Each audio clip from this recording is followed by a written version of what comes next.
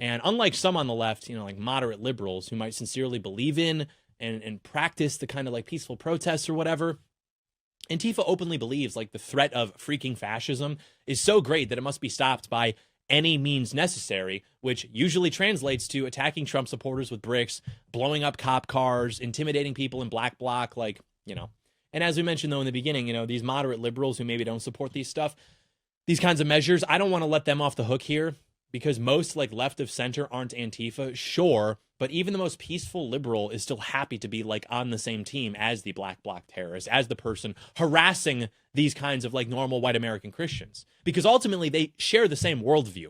What they want the world to look like is identical. It's just the means are in disagreement, just differences of opinion there. They both agree completely that America is something shameful and that for America to have any moral worth, it has to be radically restructured or maybe better, just destroyed altogether. So their main disagreement, insofar as they even have one, it's just tactical. The moderate liberal believes that nonviolence is more effective to implement gay race communism because of freaking MLK. He was nonviolent. And then the far left anarchist believes that violence is the only suitable means, likewise, because they're a student of MLK and they're just getting their wires crossed about what that guy was actually all about. So when you see like a normal looking libtard peacefully protesting against Trump, just understand that you are not looking at like a little rabbit. You are looking at like somebody who fundamentally agrees with the person who's like brandishing a rifle in front of your children trying to scare you. So, and you saw plenty of that too. These supposedly moderate liberals, right? One of the good ones, cheering on the assassination of Charlie Kirk. These were not card-carrying Antifa members. They were not following Rose City Antifa, Elm Fork, John Brown freaking gun club. These were supposedly normal people, right? By all appearances. They didn't even look like the Andy No mug shots. These sort of like dysgenic Antifa militants, right? They look like normal people. But despite that outward appearance of like normality, they were still finding themselves celebrating Charlie Kirk's murder, weren't they? Alongside these Antifa comrades, right? And so that just reveals the extent of like the left-wing rot in America, because it's not just the radicals who think that a law-abiding, well-to-do family man should have his neck explode in 4K simply for voicing conservative beliefs. It's the moderates too, actually. The fact that they may disagree on like universal health care, supply side economics, it's ultimately not important. It is ornamental, it is auxiliary at best. And that's a horrifying thought. I don't blame people for wanting to maybe just try unity a little bit harder. It's a scary thought to think about what could happen to you and your family and how your neighbors, people you've known for maybe decades, would be indifferent or maybe even would celebrate that.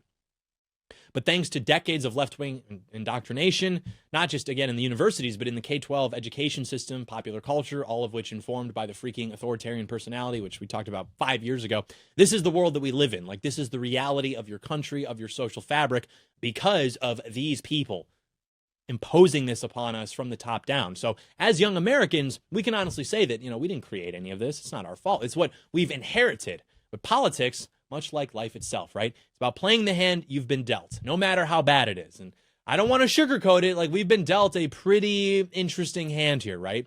We're going to play it, though, and we're going to play it as best we can because we have to win, because the stakes are too high. We have too much to lose.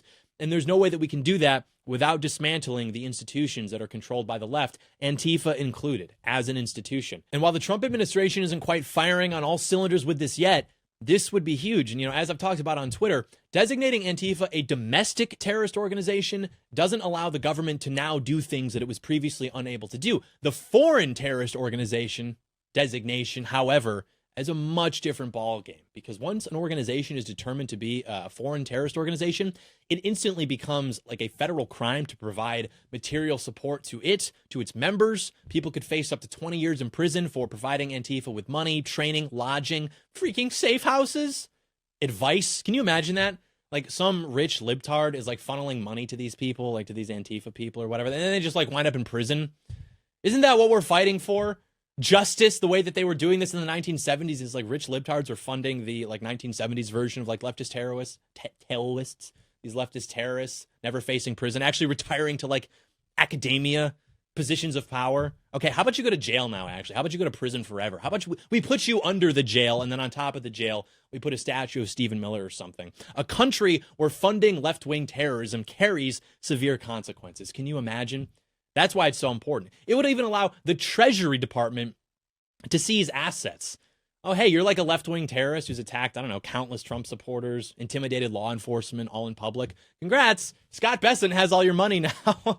Good luck paying for your gender transit. Good luck getting your HRT. Hey, I'll give you some of my supply if I don't need it. If Trump doesn't betray me and I have to troon out again, maybe I'll cut you in on some of mine. So yeah, branding Antifa itself a foreign terrorist organization is going to allow the Trump administration to more easily investigate and surveil these groups. And you've been seeing good stuff with this recently. I mean, you've got some of these cells that have been designated as such. All of a sudden, it's creating problems for NGOs, for these middlemen, people financing it, things like that. I mean, again, you just show these people a little bit of teeth, you take the gloves off for 5 seconds, and the paper tiger crumbles immediately. You would be able to take the gloves off, as you do for, other terrorist organizations like ISIS, except Antifa's even worse. Whether Trump pursues this strategy completely, really takes the gloves off, it remains to be seen. I'm optimistic, and I'm praying that he will. I'm trusting the plan, and it's entirely justified because Antifa is an international phenomenon. Antifa in America coordinates with Antifa in other countries, particularly those in Europe. You saw that video of that one guy who, when this happened, immediately fled, and he got confronted by some Swedish patriot because he had like a safe house there. So yeah, when things get too hot here, Antifa terrorists will flee to other countries. And I would bet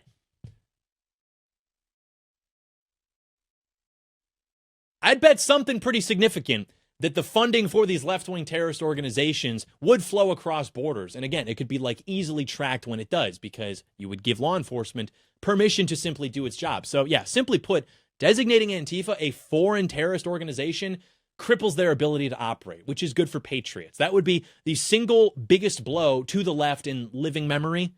But, the bar, it's pretty high, I guess. We don't really fight those people very much. But now we do. No need to be sad. Now we do. It would invite a lot of legal challenges that would be more sophisticated in going after them than, usually would have been the case insofar as like we would ever go after them at all in like administrations past or whatever. And so anyway, that's not to say that Trump should not try doing that. He absolutely should. He needs to throw everything that he can at these people, these like literal communist terrorists. I'm just saying that, temper your expectations a little bit because even if the administration opts to completely go balls to the wall FTO, like that is going to be an uphill battle. It's not like they left this flank open and then if we just like wave a magic wand, all of a sudden like the freaking Death Star explodes. Like they have, again, every institution that's relevant except for like maybe law enforcement unions and right now like the White House. Like they are very well fortified. And so I wouldn't hold your breath. But on the other hand, uphill battles tend to be where Trump shines. Like that is what, MAGA is about. It's doing what it takes to reverse America's decline, whatever the odds may be.